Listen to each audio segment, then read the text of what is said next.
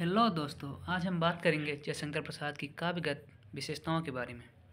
हिंदी साहित्य जगत में जयशंकर प्रसाद छायावाद के प्रमुख नाटककार, उपन्यासकार, कवि, कहानीकार, निबंधकार आदि के रूप में जाने जाते हैं।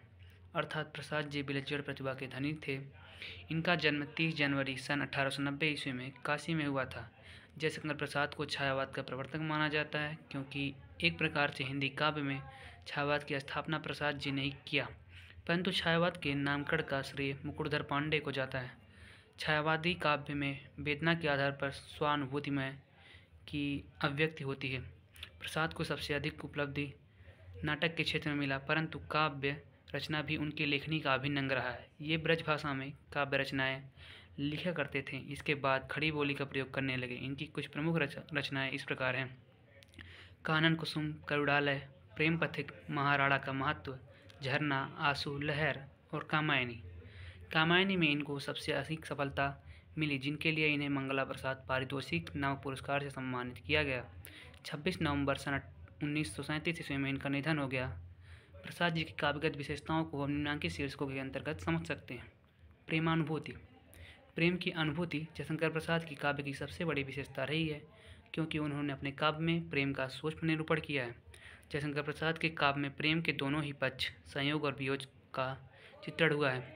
प्रेम पथिक की राह अनोखी, भूल भूल कर चलना है, घनी छाँव है जो ऊपर तो नीचे कांटे बिछे हुए हैं। प्रेम वेदना का चित्रण।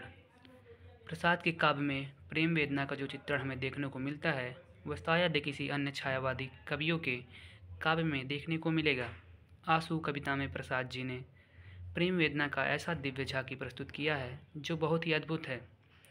इस करुण कलित हृदय में अब विकल रागनी बजती है, क्यों हाहाकार सुरों में वेदना असीम गरजती है। रहस्यानुभूति। रहस्यानुभूति भी जयशंकर प्रसाद की सबसे प्रचलित काव्य विशेषताओं में से एक है। इनकी अमर कृति कामायनी, जिसे हिंदी की अंतिम सफल महाकाव्य माना जाता है, इसमें रहस्यवाद का दर्शन हमें देखने को मिलता है। शशि मुख पर घूंघट डाले, अंचल में दीप छिपाए, जीवन की गोधूली में कौतूहल से तुम आए। रहस्य भावना प्राचीन है, रहस्यवाद है, लेकिन रहस्यवाद आधुनिक है और हिंदी में छायावादी काव्य आंदोलन से संबंधित है। देश प्रेम। जयशंकर प्रसाद अपने देश से अधिक प्रेम करते थे, अतः उनकी बहुत सी कविताओं में हम उनकी देश के प्रति प्रेम और लगाव को देख सकते हैं। जैसे भारत महिमा, अरुणोदय, मधुमेह देश हमारा, हिमाद्री, तुंग श्रृंग से इत्यादि इन सभी पंक्तियों से देश प्रेम और राष्ट्र गौरव विद्यमान है। अरुणोदय मधुमेह देश हमारा, जहाँ पहुँच अनजान क्षितिज को मिलता एक सहारा। प्रकृति चित्रण। प्रसाद के काव्य में प्रकृति का भी अत्यंत मनोहर वर्णन हुआ है। उनकी देश प्रेम और राष्ट्र गौरव पर आधारित सभी काव्य में प्रकृति का सुंदर वर्णन चित्रण देखने को मिलता है। प्रसाद के सौंदर्य और काव्य प्रेम में प्रकृति का समावेश देखने को मिलता है। अतः हम ऐसा कह सकते हैं कि प्रसाद जी ने प्रकृति के विविध पक्षों की सजीवता के साथ अपने काव्य में वर्णन किया है। नील परिधान विच सुकुमार, खुल रहा मृदुल अधकुला अंग, खिला हो ज्यों बिजली का फूल, मेघ वन बीच गुलाबी रंग। लाक्षणिकता एवं प्रतीकात्मकता। प्रसाद जी ने सूक्ष्म भाव एवं विशिष्ट क्रियाकलापों को प्रस्तुत करने के लिए लक्षणा और व्यंजना का प्रयोग अपने काव्य में किया है। शशि मुख पर घूंघट डाले, अंचल में दीप छिपाए, जीवन की गोधूली में कौतूहल से तुम आए। नारी के प्रति उदार दृष्टिकोण। प्रसाद जी ने नारी के प्रति उदार दृष्टिकोण अपने काव्य में प्रदर्शित किया है, जिसकी झलक हमें उनकी काव्य एवं उनकी अन्य रचनाओं में भी देखने को मिलती है। उनकी काव्य तथा उनकी अन्य रचनाओं में भी देखने को मिलती है।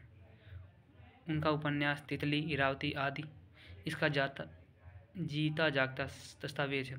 वहीं इनकी गीत काव्य कामायनी, जो महाकाव्य के रूप में भी जानी जाती है, उसमें हम नारी के प्रति प्रसाद जी की उदार दृष्टिकोण को देखते हैं। तुम भूल गए पुरुषत्व में कुछ सत्ता है नारी की, समर सत्ता है संबंध बनी, अधिकार और अधिकारिणी की। छंद और अलंकार। प्रसाद की प्रारंभिक काव्य जो ब्रज भाषा में लिखी गई है, उसमें कवित्व, सवैया, छंदों की प्रधानता है, परंतु इसके पश्चात इन्होंने खड़ी बोली की रचनाओं में विभिन्न छंदों का प्रयोग किया। अलंकार की बात करें तो प्रसाद की काव्य में उपमा, रूपक, उत्प्रेक्षा, एमक और श्लेष आदि अलंकारों का अधिक प्रयोग हुआ है। भाषा शैली। प्रसाद जी की भाषा कई रूपों में दिखाई पड़ती है।